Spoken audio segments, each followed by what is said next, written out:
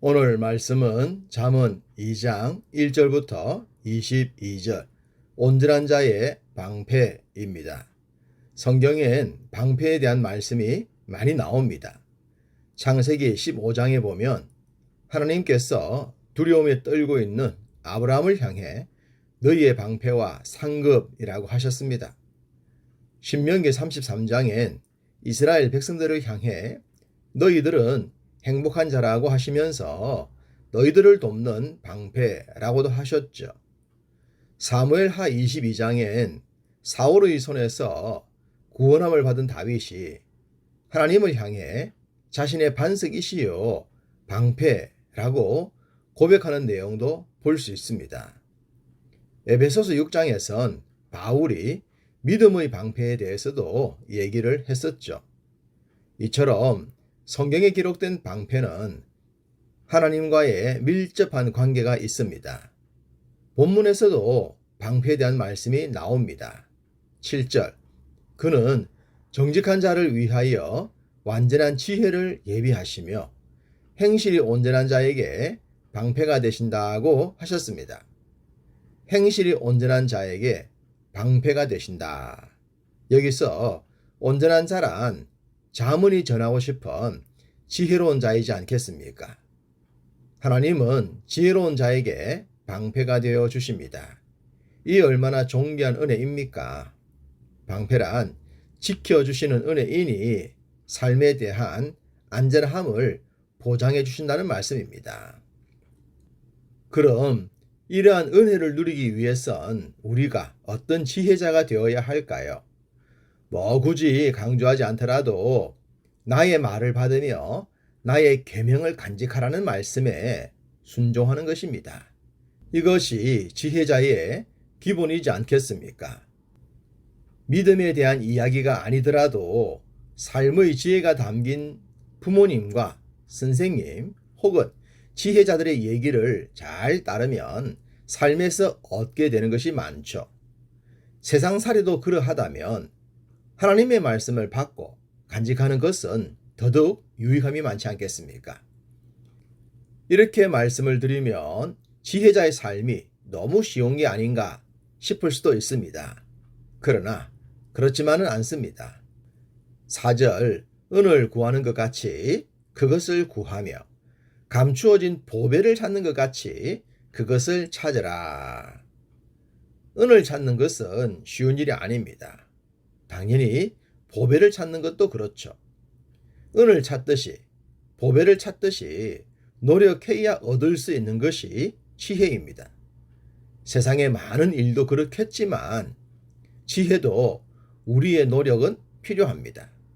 얼만큼 노력했느냐에 따라 지혜로운 삶도 달라진다는 말입니다.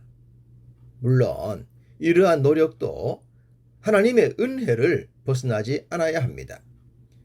자신이 노력하여 얻은 결과라고 하더라도 은혜를 아는 자와 모르는 자의 삶은 다릅니다. 지난 시간에도 말씀을 드렸듯이 어리석고 거만하고 미련한 자들은 노력의 결과를 자기 자신에게 두죠. 그래서 늘 불편한 관계를 만들어낸다고 했습니다. 반면 하나님의 은혜를 아는 자는 아무리 많은 것을 이루더라도 불편한 관계가 아니라 화평을 이룹니다. 9절, 그런즉 내가 공의와 정의와 정직 곧 모든 선한 길을 깨달을 것이라. 공의, 정의, 정직, 선한 길을 행하는 자에겐 불협 화음이 생길 수 없습니다. 자신만 내세우지 않기에 자신보다 약한 자들까지도 품어줄 줄 알죠. 또한 이런 자들을 일반 사람들이 좋아합니다. 아니, 좋아하지 않는 것이 이상하겠죠. 요즘 우리의 살아가는 현실이 팍팍한데요. 이런 모습을 많이 보여야 하지 않겠습니까? 그것도 믿음의 지혜자들이 말입니다. 그럴 때 세상은 밝아지고 교회의 위상은 회복될 것이며 복음 전파도 자연스럽게 이루어질 것입니다. 10절은 지식이 내 영혼을 즐겁게 할 것이라고 하셨습니다. 쉽게 이렇게 생각해 봅시다. TV를 보는데 퀴즈 프로그램이 나왔습니다. 출연자들이 답을 말하지 못하는데 나는 그 답을 압니다. 그러면 즐겁죠. 뿌듯하죠. 자랑하고 싶겠죠. TV 프로그램이 아니라 법적으로 복잡한 문제를 얽혔습니다. 그럴 때 법적인 지식이 있어서 문제를 쉽게 해결했다면 그것 또한 즐겁지 않겠습니까? 이처럼 지식은 우리들의 영혼을 충분히 즐겁게 할 수 있습니다. 솔로몬이 한 아이를 자신의 아이라고 주장했던 두 여인의 주장을 쉽게 해결했던 것도 지혜요, 지식이 있었기에 가능했습니다. 이렇게 지혜와 지식은 자신의 영혼과 타인의 삶까지 유익하게 만듭니다. 그렇기에 성경은 우리에게 지혜의 사람이 되라고 하신 것입니다. 12절 악한 자의 길과 폐역을 말하는 자에게서 건져내리라. 배워서 남주냐? 라는 말이 있습니다. 배움은 자신을 위한 것임을 강조하지만 배움은 남을 위해서도 많이 사용이 됩니다. 우리는 무인도와 같은 곳에서 홀로 살지 않습니다. 많은 사람들과 연결이 되어 있죠. 러시아와 우크라이나가 전쟁을 하고 있는데 우리도 큰 피해를 당하고 있지 않습니까? 우리만이 아니라 거의 온 세상이 피해를 입고 있습니다. 연결이 되어 있기 때문이죠. 우리가 남을 도울 수 있을 정도로 하나님의 지혜로 충만하다면 얼마든지 악한 자의 길과 폐역한 길에서 사람들을 도울 수 있습니다. 이 또한 얼마나 즐겁고 유쾌하겠습니까? 도움이 필요한 자들을 이끌 수 있기 때문입니다. 지혜는 이런 삶을 살게도 하십니다. 지혜가 또 너를 음녀에게서 말로 호리는 이방 계집에게서 구원하리니. 음녀와 이방 계집은 비정상적인 이성관계를 말하지만 더 중요한 것은 하나님의 법도를 벗어나게 만드는 영적인 세력을 의미합니다. 그렇기 때문에 이 길로 행하는 자가 생명길을 얻지 못한다고 하신 것입니다.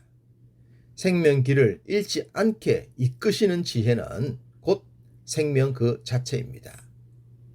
앞서 하나님은 정직한 자를 위하여 완전한 지혜를 예비하신다고 하셨습니다. 그리고 그 지혜를 삶에 적용하는 자는 공의와 정직, 그리고 정직과 선한 길을 깨닫는다고 하셨죠. 그래서 사람들과의 관계를 화평으로 인도한다고 했습니다. 이 말씀에 더하여 이런 말씀도 주십니다. 대저 정직한 자는 땅에 거하며 완전한 자는 땅에 남아 있으리라. 성도들은 땅의 삶에서도 잘 되어야 합니다. 영혼이 잘됨 같이 범사가 잘 되는 삶 말입니다. 우리의 삶이 궁극적으로는 새 하늘과 새 땅이지만 이 땅에서도 잘 되어야 하는 것입니다. 이 말씀이 바로 그것을 보장하고 있습니다. 땅에 거한다는 말은 땅에서 잘 된다는 의미입니다. 또한 땅에 남아 있다는 말씀도 그러합니다. 러시아가 우크라이나를 공격하니까 우크라이나 사람들이 고향 땅을 떠나지 않던가요? 혹은 경제적인 문제로 자신이 거하던 땅을 떠나야 하는 경우도 있습니다. 이 모든 것은 땅에 거하고 남아야 하는 삶이 되지 못했기 때문입니다. 하나님의 지혜로 무장된 삶을 산다면 땅에서의 삶도 그만큼 복되다는 말씀을 우리가 증명하며 살아야 할 것입니다. 반면 악인, 곧 하나님의 지혜와 무관한 자는 어떻게 될까요? 악인은 땅에서 끊어지겠고 간사한 자는 땅에서 뽑히리라. 땅에서의 삶에 평강도 없고 정착도 없다고 하십니다.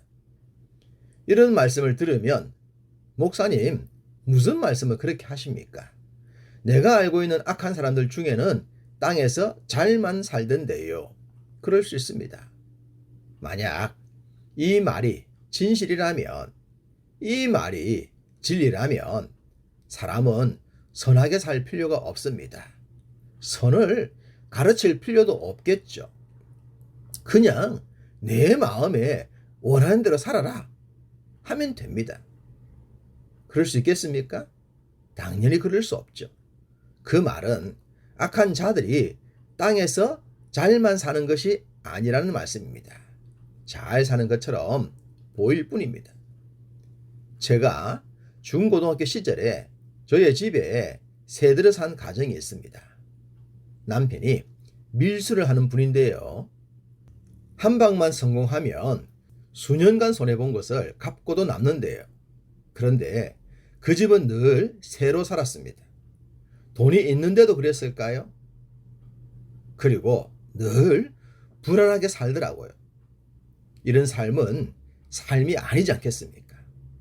그러니 땅에서 평안하게 살기 위해선 정직해야 하고, 그 정직은 하나님의 가르침에서 이루어진다는 것입니다.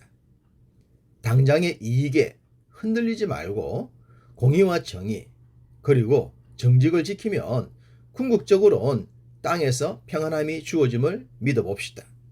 그 믿음으로 오늘도 정직하게 살아가기를 간절히 소망합니다.